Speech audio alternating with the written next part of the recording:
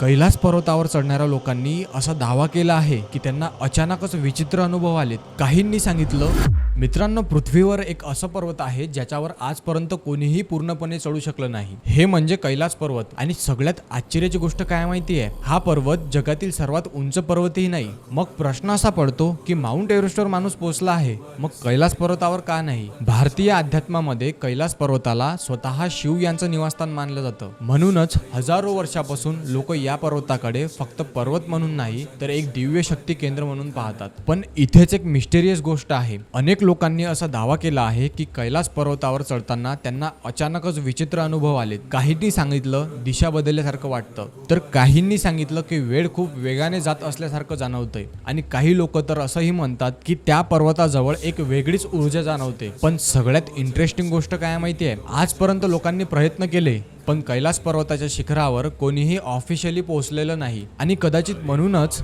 आजही लाखो लोक कैलासकडे सायन्सपेक्षा श्रद्धेने पाहतात, कारण काही गोष्टी फक्त डोळ्याने नाही तर भावनेने समजतात. मित्रांनो, कॉमेंट्समध्ये महादेव नक्कीच लिहा, आणि आपला धर्म, आपली संस्कृती, आपला इतिहास जाणून घ्यायसाठी या चॅनलला नक्कीच फॉलो करा.